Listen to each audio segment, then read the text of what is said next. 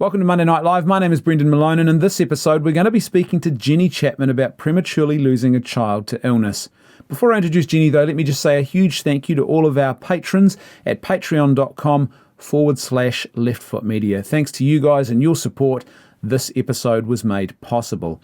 If you're not already part of our patron family, then you can do that anytime at patreon.com/leftfootmedia. For as little as $1 a month or as much as you'd like to contribute, you'll ensure that this great content keeps happening, and you'll also get access to exclusives that are available only to our Patreon community.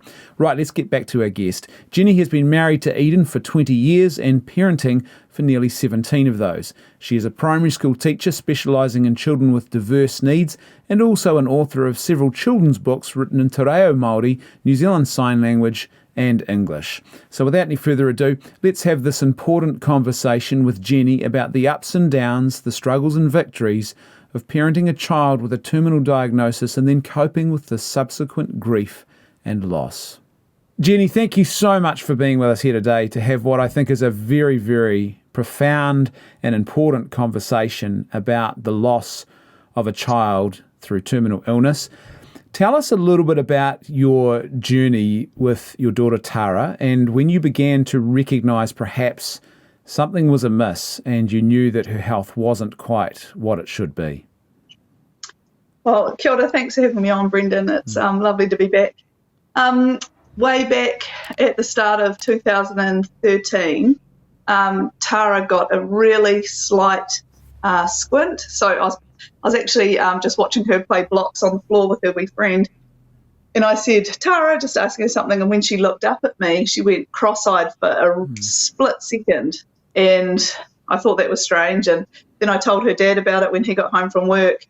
And he noticed it as well. But it was super intermittent. She'd just have a drifting an eye and then it would flick back. And both of us are teachers and been parents for a while. So we very quickly thought, we better get this checked. So we went to an optometrist first, thinking it was an eye thing. And the optometrist said, some kids get squints. Let's just give her hobby glasses. She'll be fine. So got some of those $3 hobby glasses, which made no difference at all. And then from there, we started to get a bit more concerned because it was becoming more and more prominent as the days went by, quite quickly as well. So we actually, we rang up our doctor and said that we wanted a referral to an ophthalmologist, and we ended up having to pay for that. So we went privately, had a referral to an ophthalmologist. He also said, because Tara flew through the test, they had it up in a corner of the room and she flew through, but I had noticed that she had shut her bad eye. So being a little 6-year-old, she was pretty clever. And so she just shut her eye and was looking up and could breathe through it. So when I got her to turn her head face on and have both eyes open, she completely failed the test. The ophthalmologist wasn't concerned at all, though. He said, some kids just get a squint. But in all our years teaching, neither of us had seen a quick onset change in vision for a child. So we asked for an MRI. We were refused an MRI. We said that we'd pay again, and they said, well, you'll need to wait 3 months because we need to have a general anaesthetic, so we'll need an anaesthetist. And we felt really pressed for time. There was a real sense of urgency around it. Anything with eyes, and as soon as you go eyes, you think brain. We were really concerned. So we decided, nope, Tara's a smart kid and she's super brave. So we trained her up about what an MRI machine would be like. We played her simulators through YouTube. The sounds, what it would be like practicing lying really still. And I think it was within about 10 days that we managed to get an MRI because we said, no, this needs to happen now. So it all happened quite quickly, really. And then during the MRI, I was in with her and the machine paused. And if you've ever had an MRI, for the machine to pause is a bit strange. And I looked up and it was because it was quite a wait. And then in walked a specialist behind the screen, and he kind of dropped his notes as he looked at the screen and went, F word. And I went, it's a brain tumour. And that was the start of it. And so what was the diagnosis given to you at that point? What was there a prognosis attached to it? That obviously that's pretty traumatic. You're sitting there as a mum and you see that happen behind the glass. It was lots of rushing to do lots of waiting, actually. They took us to another room in Rotorua Hospital, and we sat with a specialist who many months down the track became a good friend, but at that time she was the last person on earth I wanted to see. And she said, it looks like she's got a tumour on her brain stem. It's not looking good. This was after waiting for quite a few hours. And then she said, you need to go up to Starship straight away. So it was threw everything into a suitcase, headed up with the kids up to Auckland the very next morning. And then there wasn't a biopsy for about a week. So we were sitting around waiting, lots and lots of waiting and agonising. And then finally they did a biopsy, and it was another week wait until we got the results from that. There was a 15% chance that she'd died just from the biopsy. Wow. And we said, what if we refuse the biopsy with 15% chance of her dying? And they said, we would take you to court. We would make her have this biopsy because there's the tiniest chance that it's an infection, because it seemed to be growing at 0.5 millimetre a day in between the scans that we had. So of course we had the biopsy, and the results straight from that, they said there's absolutely no chance that she will survive this. She may have as little as 4 weeks, but she won't have longer than a year, just because of the rate of growth and because of the place. It was exactly in the middle of her brain stem. No chance of operating, no chance of any extreme treatment. It was just palliative care from day one. I can't imagine what that would be like. I'm a father myself, 5 kids. It's probably one of my worst fears, if I'm honest, would be to have to confront that kind of situation. Do you remember what was going through your mind, or what the impact of that initial diagnosis was when they say this is what the prognosis is, it's not good, it's going to be absolutely fatal, and it may only be a very short time? Do you remember what that moment was like? Yeah, that moment, and other people find this really hard to understand, I think, but that moment was the hardest moment of the whole process.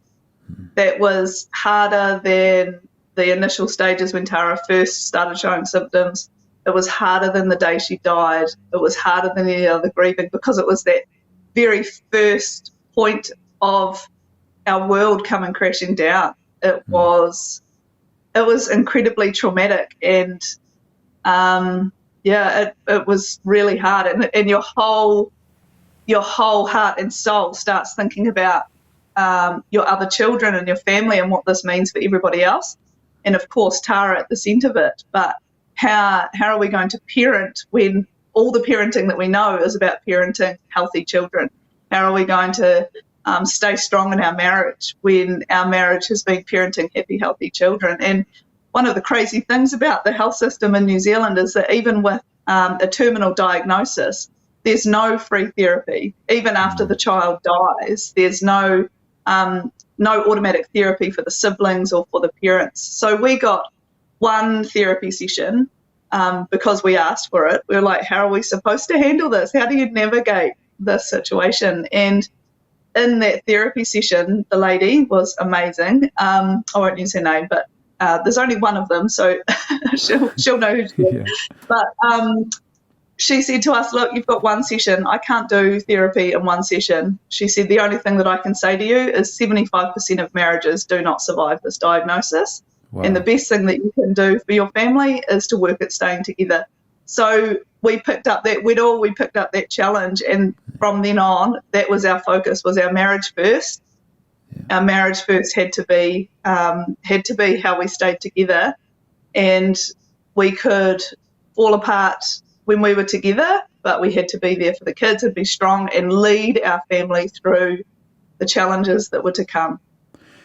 How did you begin the process? Because I imagine this might have been extremely challenging of unpacking the reality of this diagnosis with Tara, she's 6 years old at this stage, right? How do you have that conversation? What was that like? Well, in preparing for this interview, I read through my diaries of that time. Wow. And one of the things that I found was that exact thing was when Tara was first diagnosed, and we were just incredibly honest with her from the start. And we said, that you've got cancer. And on that day, so this is Saturday, the 11th of May. This is what I wrote about her. I said, questions a 6-year-old should never have to ask. How can the surgeon operate on my brain and not kill me? Are they doing an MRI to look for other tumours on my spine? And will the biopsy make me better? Will the medicines make me better? So they're direct quotes from things that she asked. And when I read that, it just reminded me of how we took that approach of whatever question she asked, we would answer in as few words as possible, but always honestly. And so we didn't give her all the information at once because it was overwhelming for us. So it would have been hugely overwhelming for her and hugely overwhelming for her sisters. So we took it one day at a time and one question at a time. And it took her a few weeks before she said, am I going to die from cancer? And she said, am I going to die from cancer? Because people die from cancer. And our answer to her was, yes, darling, that's what the doctors say. And she went, oh, can we go to the beach? Wow. Yeah, and that's a beautiful response, you'd have to say to that after hearing that answer. Yeah, and her attitude the whole way along, she knew she was dying from a couple of weeks into her treatment, and she just used to comfort us about it. She never once cried about dying. She said, I'm just going to see Jesus. Don't worry about it, Mum. Don't cry. You look so weird when you cry.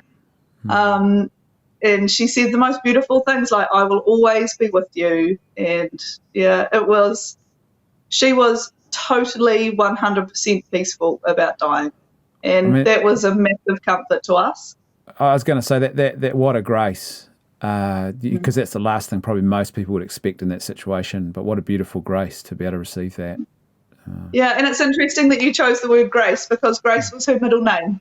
Wow.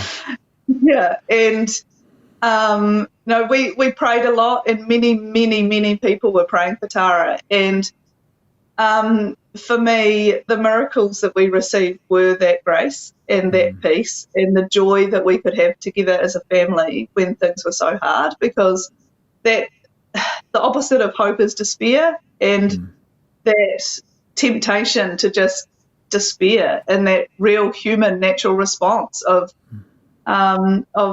thinking, this is so terrible, this is so unfair, and being angry. But we genuinely didn't have that. We had this amazing grace of being able to find joy and do things as a family and create all these wonderful memories for our family and for our other children.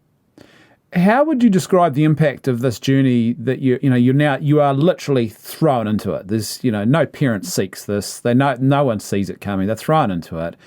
How would you describe the impact of this on your marriage? Because you've already mentioned the fact that you were told, look, 75% of couples, they don't survive this. It's a very threatening situation for a marriage. And I imagine the temptation for the spouses would be just to sort of retreat into themselves and not communicate and just to hide it and feel they have to be stoic. But obviously this must have had an impact in some way. Can you describe what that part of it was like?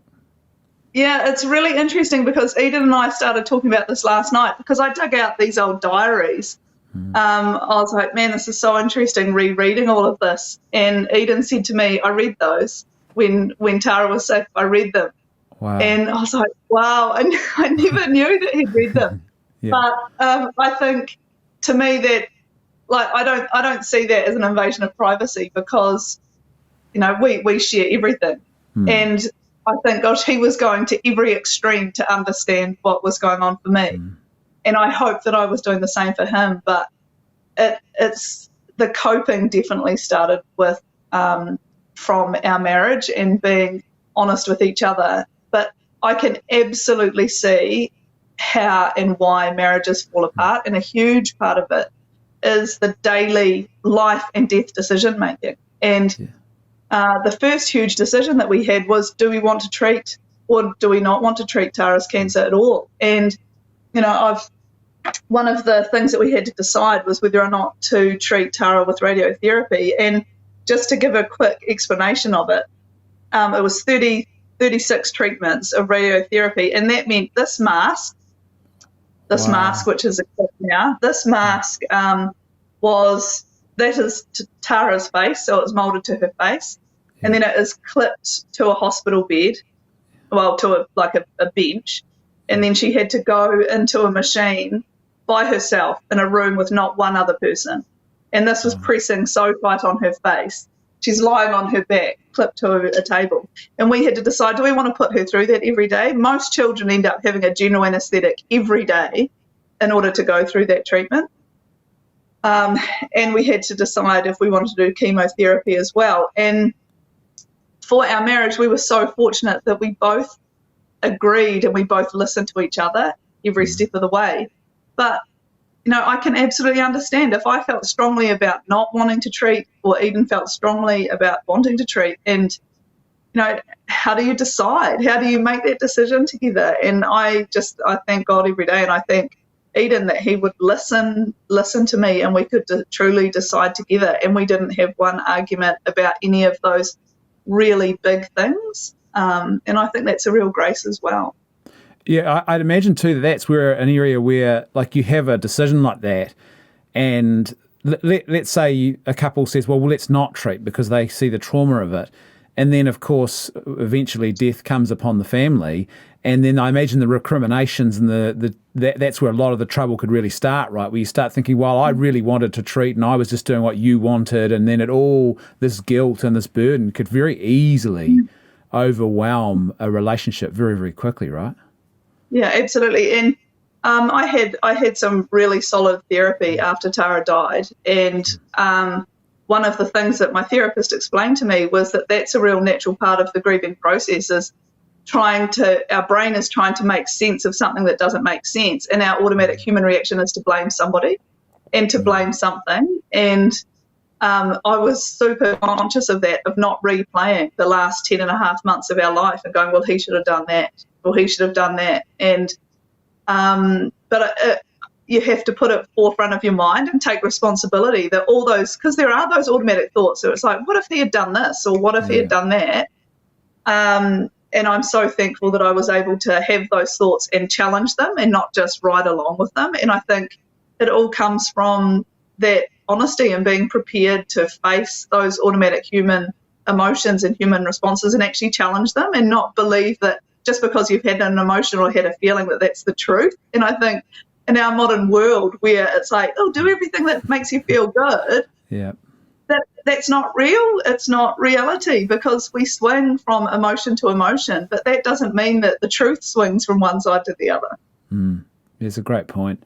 How long did that journey from diagnosis to Tara's funeral actually take, and what do you think what would you describe as perhaps the things that impact you most about that journey that you look back now and you remember? So Tara was first symptoms in the April, diagnosed in May, and then passed away in the following March. So it was about 10 and a half months from what we really knew what was going on until she died. And I'm really thankful that the things that stick out the most are those family times. In actual fact, she was only really sick for about 6 weeks. And that blows people's mind. We were only in hospital for 6 nights, the whole 10 and a half months. Wow. And 3 of those nights were for a chest infection, where the doctors told us that she was dying of her brain tumour, but Eden was just so amazing, and he was like, it's not the brain tumour, she's got an infection. Wow. And he pushed and pushed and pushed and got a chest x-ray, and she had a chest infection, treated, and then we brought her home, and we had another 2 months of time with her. And I think people have in their minds, well, I certainly did before coping and managing a child who was dying, was that from diagnosis to death is all sickness. But there's actually huge periods of reprieve where you can experience so much joy and so many experiences together. Like, we went on a trip to the South Island, we went to Australia together, and even just the everyday things. Like, in one of my diaries, it's like, yay, had a totally normal day. Mate, had 3 kids to get ready for school, had to find 3 pairs of shoes, had to make 3 lunches, and it was recognising those normal things that were so spectacular. And perhaps the biggest highlight, and this was in my diary as well, was the night of the kapahaka, where our 3 girls were at an all Māori school apart from our 3 Pākehā kids. And they were all on stage on the same performance at kapahaka. And seeing the 3 of our daughters smiling on stage and performing and singing, and after the show, Tara said to me, "I forgot I had cancer tonight, Mummy." And those are the things that that really stick with us and go, yeah, we nailed it. Yeah, that's beautiful. What was helpful for you, I guess, and nurtured you as an individual and as a family during that challenging time? What were the things around you that actually enabled you to really take that journey without walking away? Again, it was those the human things that people could do. We amazingly, the women in my church, and I didn't even know their names, as large Catholic parishes can often be. You get to know the people around you that you sit in the same pews with every Sunday, but you may not get to know all the women. But for the 3 months that we were up in Starship and Tara was having treatment, and we were all up there together living in Ronald McDonald House and then coming home at the weekend, every weekend all of our meals would be provided. And they would just turn up at our house. I'd get a text and said, dinner's on the freezer, and I'd go and grab it and feed it to my family. Wow. And, I have no idea, and I thank all those people who did that, but I know who the women were that organised it, but I've got no idea who the people were that provided it. And there was no thanks needed. And it was just so thoughtful, because I didn't need to shop, I didn't need to plan food, I didn't need to cook, and it just meant that we could be together and share meals together and have that normality.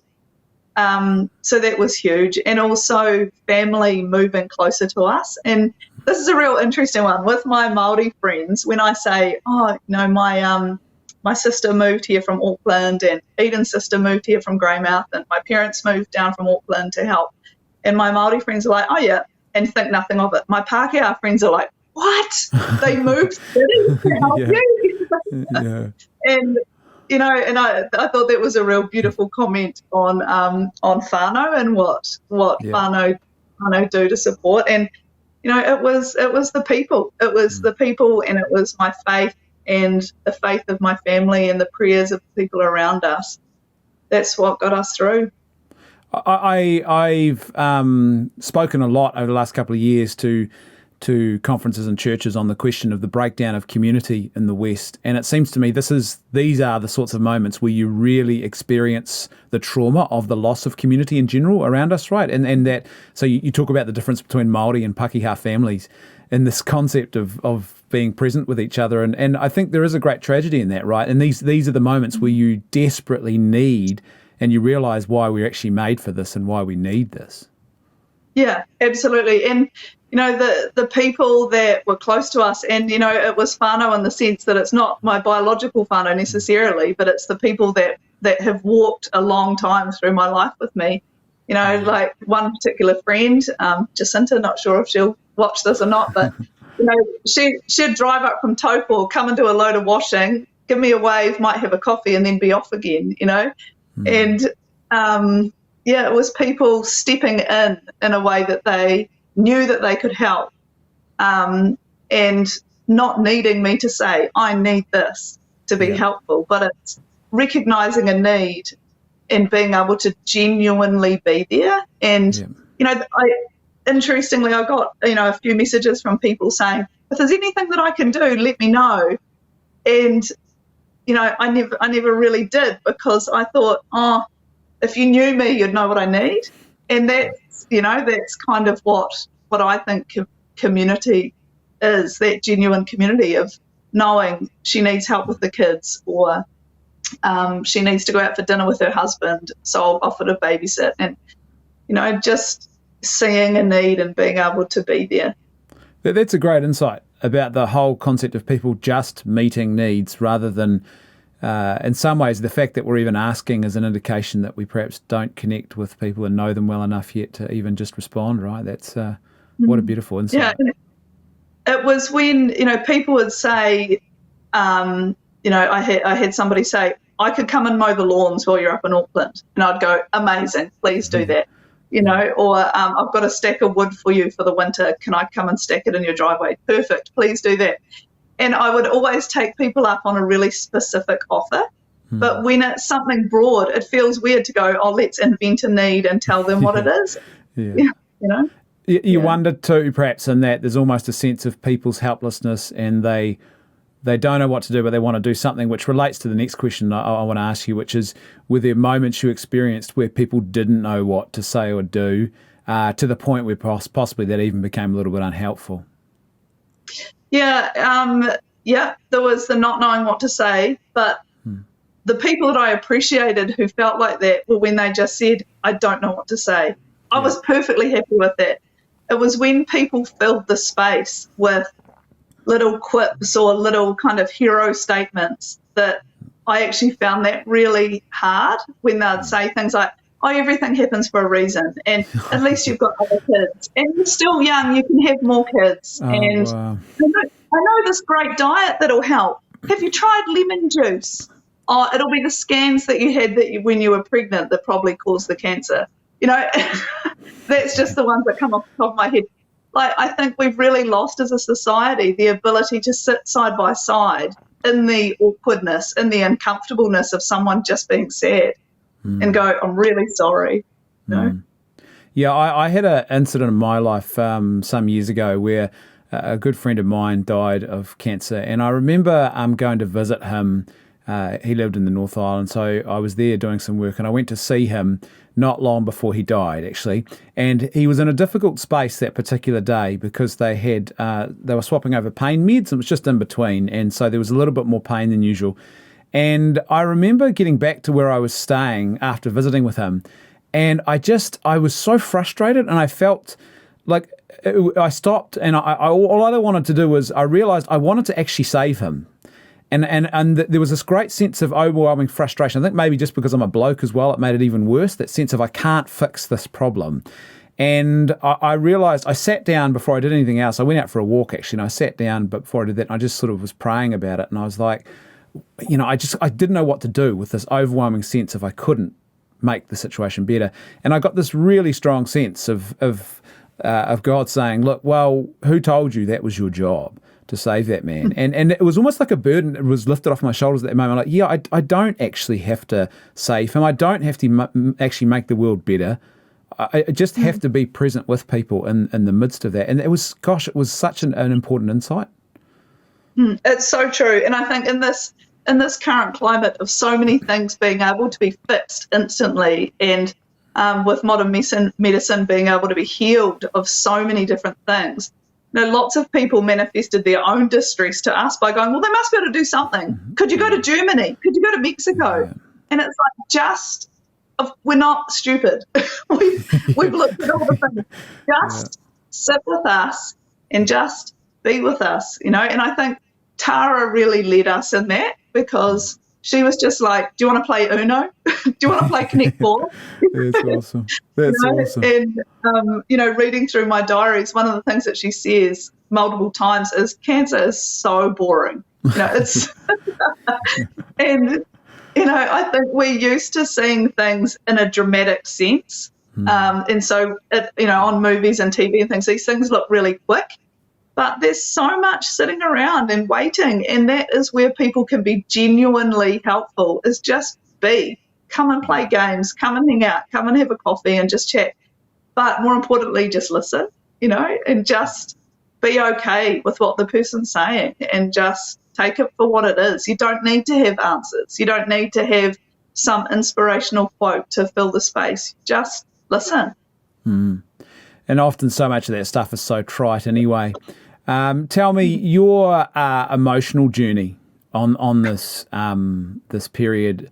What was that like? Was it a roller coaster, or were you sort of relatively consigned and accepting of what was going to come at some point soon in the life of your child and your family? What's going on emotionally for you? I think initially it was shock. I remember sitting in the hospital room and being freezing cold and going, why are there no tissues in this room? Who would tell someone their kid's going to die and there's no tissues? I remember that real kind of shock and desperation.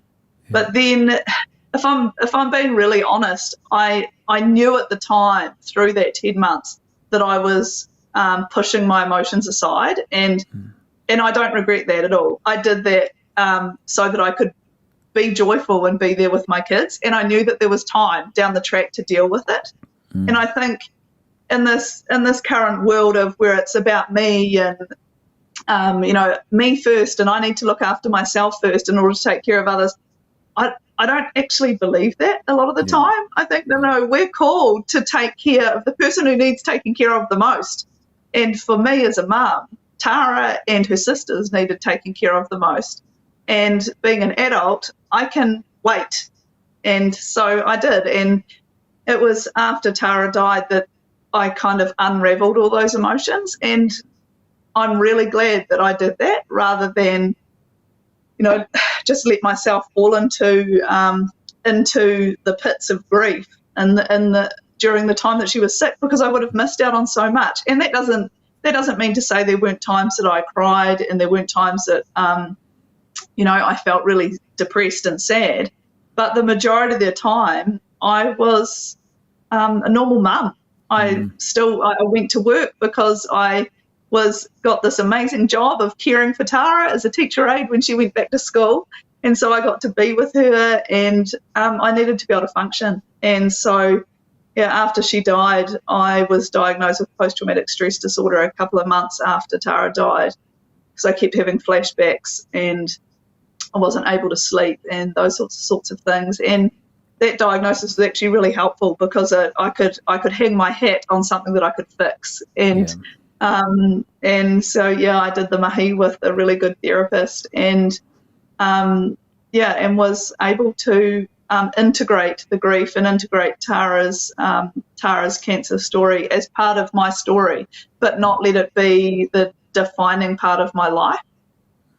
Yeah, that's a really great point about the whole idea of, we're called to really care for those who need it most. And I think one of the things of our age too is that we've lost, I think, sight of the fact that there is a healthy stoicism that's good, and there's an unhealthy version, right? And we've sort of thrown the whole thing out, the baby with the bathwater. And one thing I've realised, particularly with parenting, is that in actual fact, if we allow ourselves to be overwhelmed with and constantly just stew in our own emotions and just fixate on that and internalise everything, then we don't have the resilience and the tools we need to actually get on with our own lives, let alone to care for others. So, there's something profound in that insight, I think, about recognising that you have a role to play in this, and that role is also, I guess, therapeutic in a sense too, right? Yeah, I think so. And I think just actually acknowledging that things are hard is okay, and going, I'll manage that at some point down the track. And that's actually okay. We don't have to deal with everything right in that moment. Yeah. What are some of the Tara moments? Because I've heard you talk about this before on that journey where she's present and she makes her presence felt in some really profound ways. What are some of those for you? Again, it's those little things that I look back on, and like the normal things like. Like drawing me pictures when she was sick, and like talking to me about how she knew that she was going to die and what heaven was like. She talked about she corrected her big sister once when her sister was like, in heaven there's going to be this, and there's going to be dolphins, and there's going to be beautiful scenery, and Tara kind of growled her a bit, and she goes, it doesn't matter about what's actually there. It's just the perfect place. And that's all we need to know, okay? Awesome. And I loved her simplicity around all those things.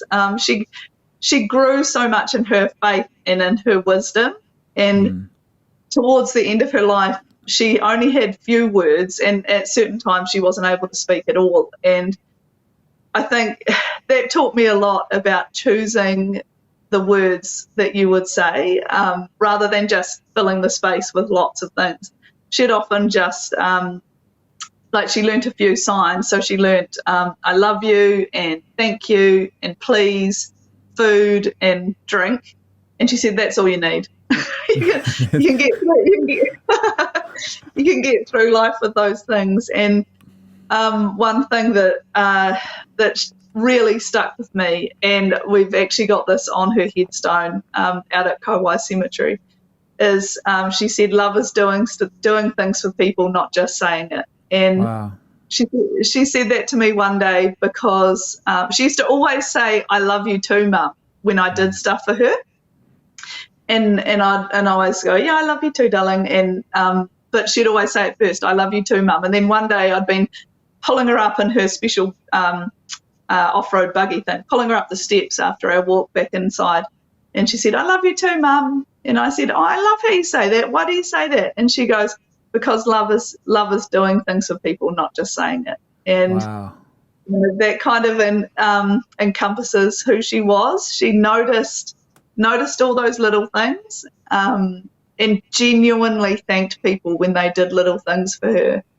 And it was, really simple things like when I'd take her out walking and she'd ask me to stop so that she could smell the roses. Like she'd go, stop, I want to smell the roses. And not in that cliche way. She genuinely wanted to stop to smell every single rose. And, yeah, it was that real joy and wonder that she had, even when things were really dark and, in an earthly sense, really dark. And she just didn't see that darkness. She just was able to see that joy in every single day.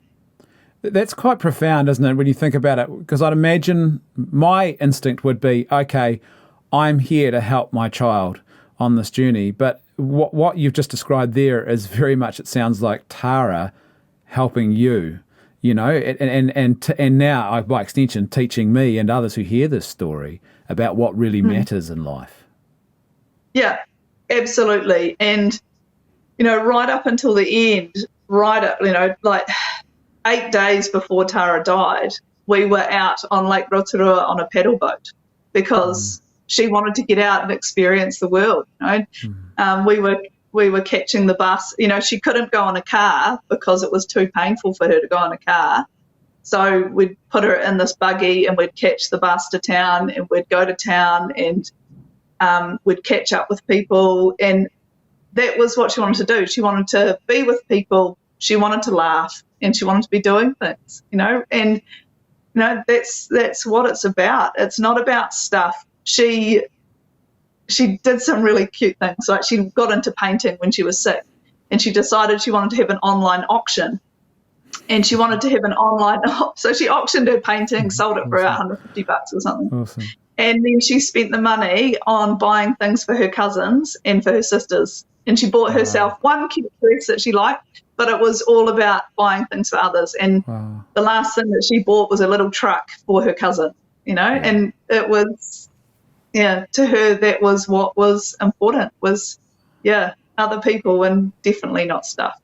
That's so beautiful. I remember we've talked about this previously. You told me about an incident that happened not long before she died, where there was a difficult moment with her breathing or something through a night, and you were nursing her, and then you had this profound moment with her the next morning. Can you tell us a little bit about that story?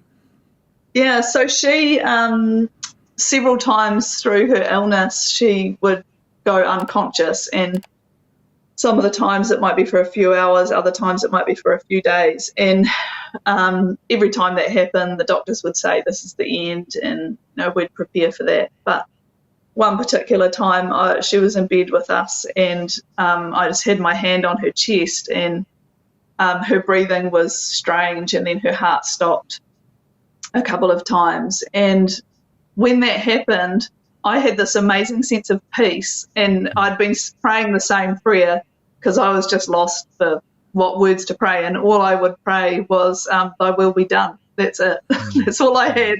I didn't have anything else. And when her heart stopped, and I just had this amazing sense of peace, and I could see just this amazing, beautiful scene of heaven and what heaven might be like. And it was like it was in the distance, and there was a staircase, and there were angels, and just this beautiful bright light, but it was way, way, way far away. It wasn't like I was there. And I didn't really think much of it. I just thought it was my imagination, and I was okay with that. Yeah. And I didn't mention that to anybody. And then the next day when I was saying prayers with Tara, I said, I'm so thankful that you're here, Tara. I thought you'd gone to heaven. And I hadn't told her that her heart had stopped twice. And she said, I did. I went twice. Wow. Yeah. Wow. And I said, oh, what was it like? And she said, it was so comfy. And all that she said, all the holy people were there, and I could do everything that I can't do again. Wow. And, and she explained how it was all white, and it matched what I saw, but she was there and I wasn't there. It was way, way far away. But that brought us huge peace too. And she did have some really amazing moments. I'd kind of lumped a few of them in together, but when I read through my diaries again, they were actually quite spread out. It was about 3 or 4 different times. One of the times we were just driving to school, and so the 3 kids were in the back and I was driving. It was about 20 k's, and she said to me in front of the kids, she goes, Mum, you know when you're looking in the mirror and you can see Jesus and Mary sometimes? And I went, no. Wow. And she goes, oh, that happens to me sometimes. And I was like, oh, right. And what's that like? And she said, Mary has her arm around Jesus and Jesus has his arm around me. Oh, wow. And they just keep being brave and keep being happy. So that's what I do. Wow. I mean, that is profound. I mean, like, I once heard someone describe these sorts of moments as like sort of Hansel and Gretel. They're like the little breadcrumbs on the journey that give you that sense, we are on the right track and there's something more going on here and we can still have hope even in the midst of hugely. Of great darkness. Hugely. And we, I would pray with Tara every night and pray with her sisters, and I hadn't really been into praying the rosary. It wasn't really a part of how I prayed, but I'd pray a decade with the kids at night. And Tara's favourite one was Fourth Sorrowful Mystery, Jesus carrying the cross.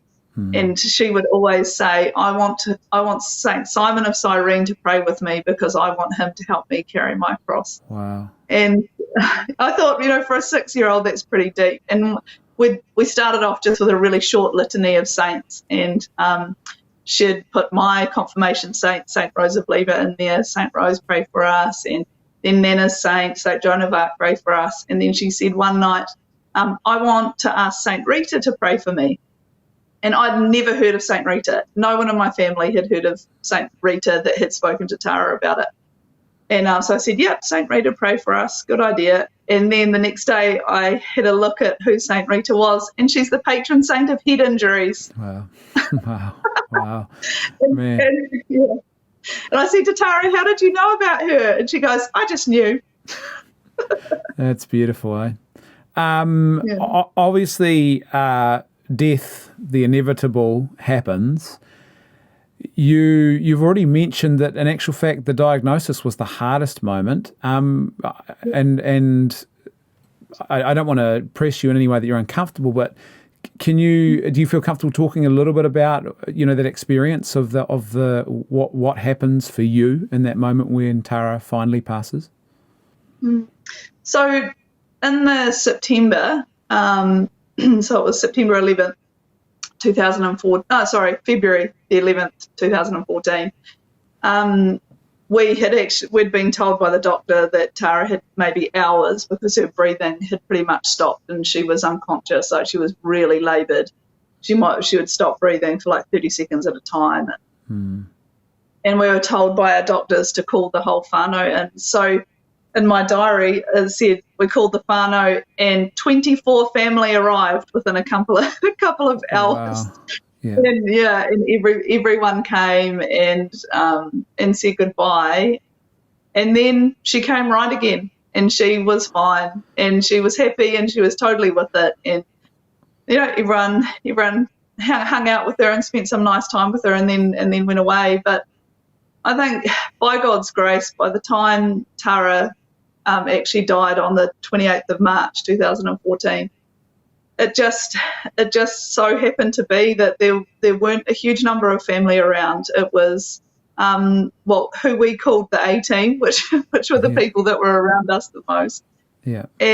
But at that actual time, it was just me and Eden and Tara, and there was something really really amazing about it, that it was just the same as when she was born. When she was born, it was me and Eden and her. Yeah. Yeah, and it was. I'm just so thankful that I was there, because it was a prayer that I often prayed, that she wouldn't be alone. And she didn't know that I was praying that prayer, but she just said to me one day, "Nobody dies alone, because God's always there." Yeah. And and from then I just let it go and went, well, I can't control that. But on the night that she died, we knew that it was going to be the night, and it was just us in our bed, and it was peaceful, and I just prayed with her for hours. And she'd been sorry. No, don't be sorry, mate. No, don't be sorry. She'd been unconscious since the Wednesday, and it was 12:55 a.m. on the Friday morning when she died. And Eden and I had held her that whole time. Wow. Wow. And I think so much of our grieving and our letting her go was able to happen because we were there, just like we were when she was born. And I do think that's a huge blessing and a huge grace that God allowed that we could be there to say goodbye to her. That's so beautiful. There's such a beautiful there's something sacred about that, I think, really. There's no other way to put it. That sense of, the gift of this child who is received in love at her birth and then obviously is given again in love at her passing is this. I mean, there's just, it's sacred is really the only way to describe that.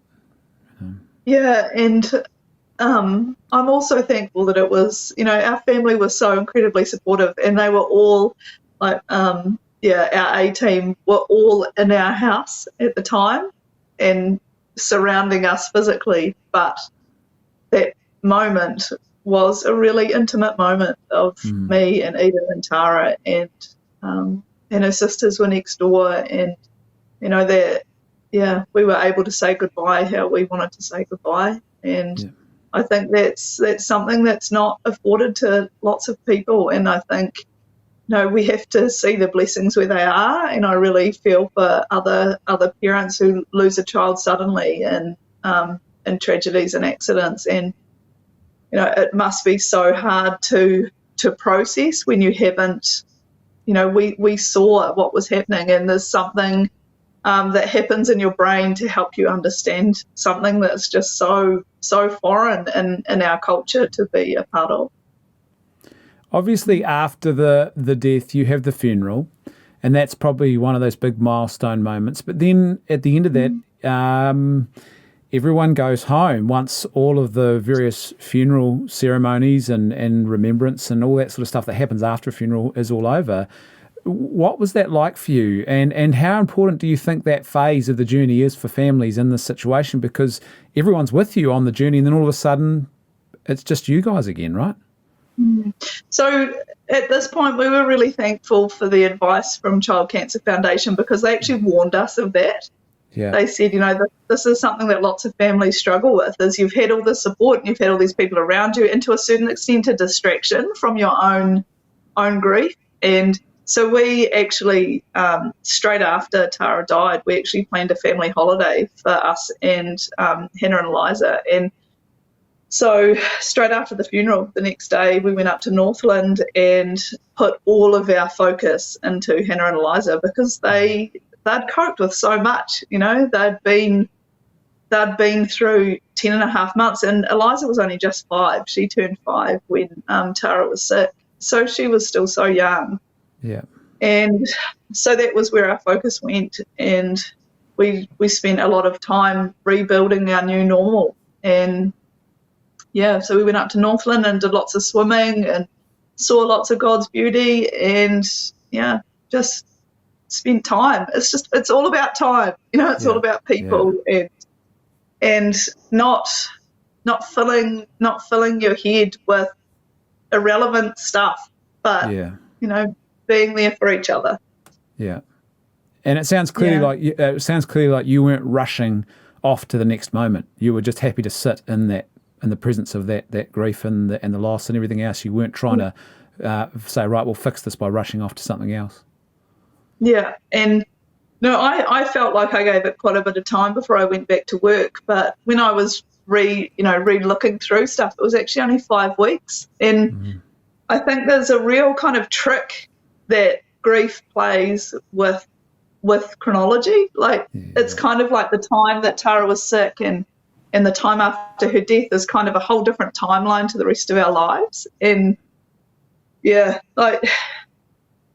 we did the best that we could, and we hoped that we were there enough for Eliza and Hannah, but there are effects, you can't help it not be. But I do think, there was a real sadness for both Eden and I that Hannah and Eliza were, to a certain extent, forced to grow up, and their innocence was kind of taken away from them in a certain sense, because they didn't have this invincibility that kids have. But we didn't really sit in that sadness for long, because they're incredibly empathetic and compassionate and can look at the people around them and see those needs, and they can see how other people have helped us. And yeah, I think, we have to not resent the experiences that we have to go through, because, everybody goes through suffering, and everybody goes through trials. And, unless you live in isolation, and then that's a trial. So yeah, there's no escaping it, right? You obviously, you've mentioned already, you had a PTSD diagnosis. Do you think that's something our society takes for granted, particularly for parents afterwards? And what do you think perhaps even we as a society or the system, if you like, could be doing better? Because it sounds like you were effectively, in a sense, the system at key moments, while at other moments it was there for you, at key moments it wasn't there for you as well. I think it should just be an automatic thing. If you're managing a terminal diagnosis with a child, or if you are managing the death of a child, surely that should be criteria enough to have therapy. And for siblings, it should be an automatic criteria, but it's not. We got funding through Child Cancer Foundation in order to have therapy. And basically I had to really define exactly what I couldn't do and the issues that I was having in my everyday life in order to get therapy. And it's not enough that losing a child is trauma in itself. And I think it's really crazy. If I was having a gender reassignment surgery, I'd get therapy. If I was deciding to have an abortion, I'd get therapy. If I was post-abortive, I'd get therapy. But this isn't criteria enough. I just think it's madness. Yeah, there's something not right there, isn't there?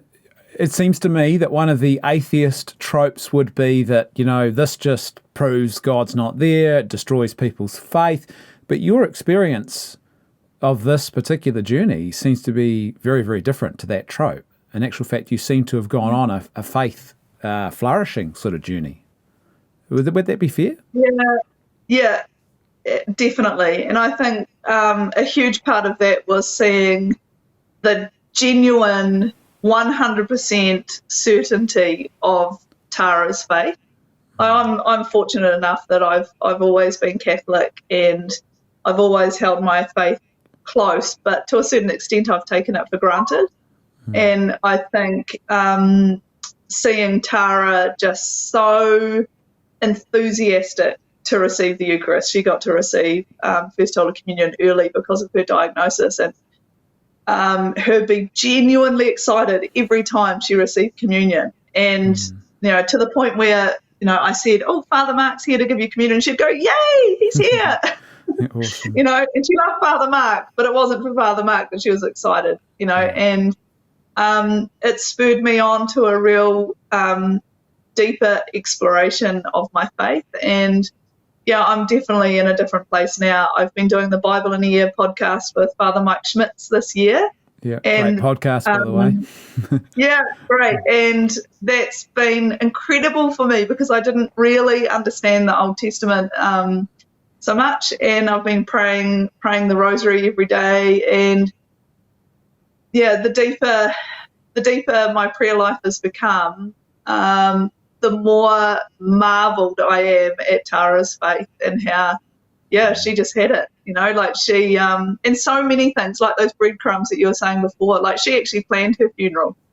Wow. And she said, I want you to have these readings, and I want you to have these flowers, and I want you to have these songs. And the reading that she chose was when Jesus healed the blind man, because, vision was a big part of her story.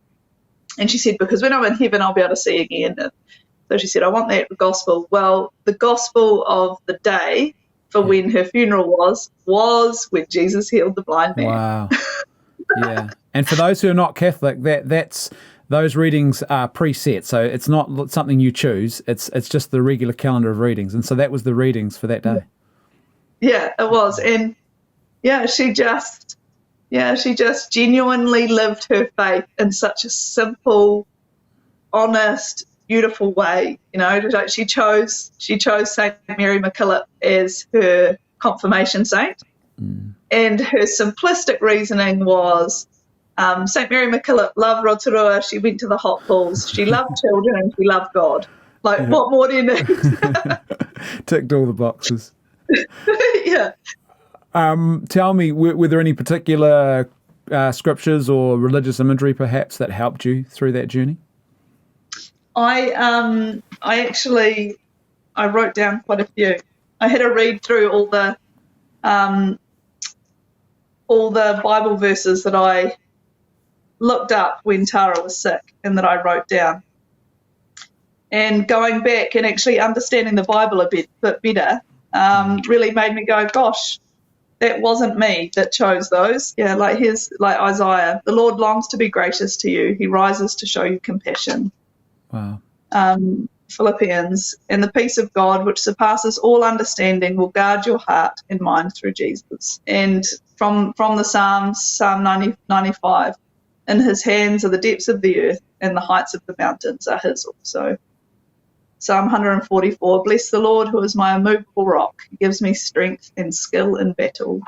Yeah.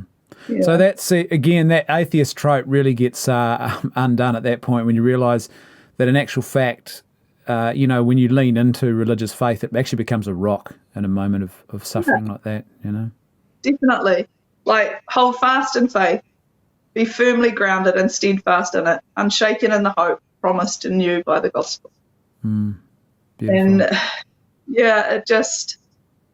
it was really amazing to me reading back and going, I wasn't